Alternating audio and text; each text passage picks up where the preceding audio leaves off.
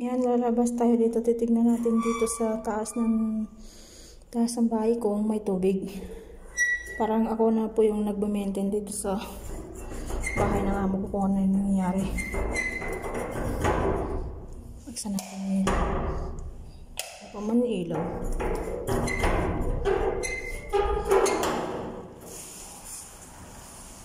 Ayan, may tubig nga. Kasing lakas ng ulan kagabi.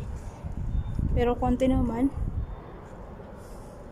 Hindi naman siya masyado binabaha. Yan, nagdadala ako ng mga pang alis ng tubig. Binabaha kasi dito sa taas. Tapos pag lumalaki ng tubig dito, doon sa pinakababa sa amin, bumababa yung tubig doon sa mga kwarto. Kaya yan, nandito tayo sa third floor na mga amo ko sa pinakataas ng bahay. Yan. Kita nyo naman. Dito wala pa tubig masyado. Pag mayroon tubig dito, naalis ko dito.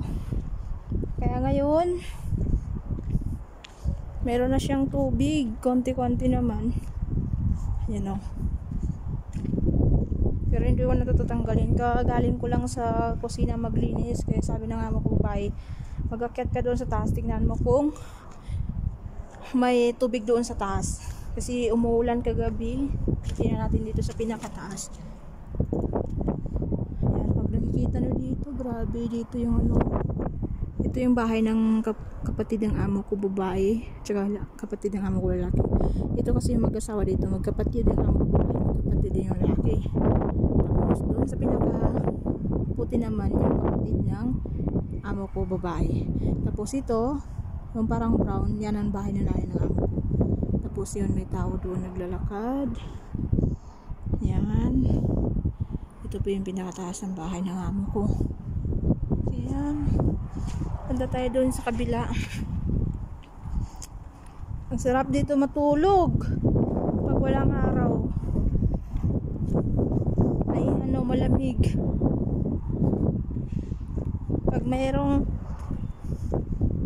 galing dito yung alaga ko sa taas.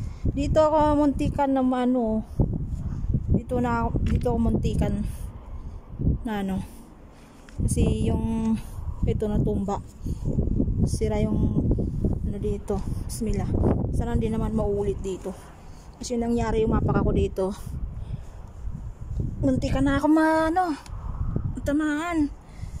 Sana bismillah, pakita ko sa inyo dito.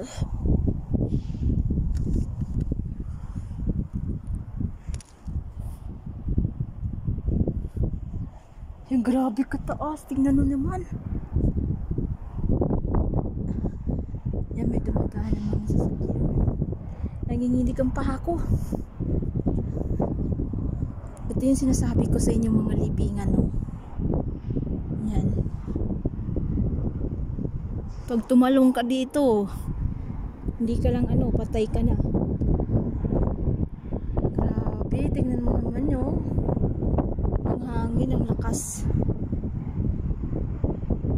Hindi tayo masyado mag-aakit dito kasi baka makita tayo. Yan, may dumadaan ng mga sakyan dito. Ito yung sinasabi ko sa inyo mga libingan, dito sa kabilang bahay. Yan, nandito tayo sa tuktok ng bahay ng amo ko. Yan, pakita ko sa inyo kung ano yung view dito sa pinakataas. Yan po yung view dito sa pinakamataas. Yan. Yan po yung mga bahay dito. Yan. Grabe Hindi naman tayo nakikita dito. Nakikita niyo ba yung parang kulay blue na bintura ng bahay? Diyan po yung namatay yung kapatid ng amo ko na hindi nagising. Yan. Grabe yung hangin dito sa taas.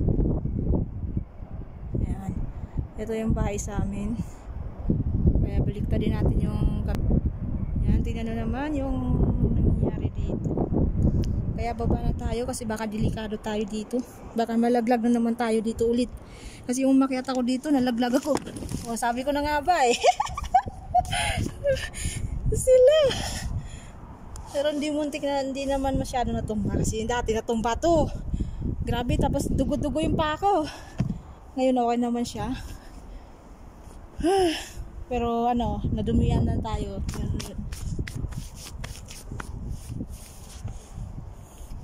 Taka-akyat natin. Ayan, munti ka na naman tayo ma-trick, ano. Ayan, okay na yan. Bye-bye. Ay, nako, Samira, musmos.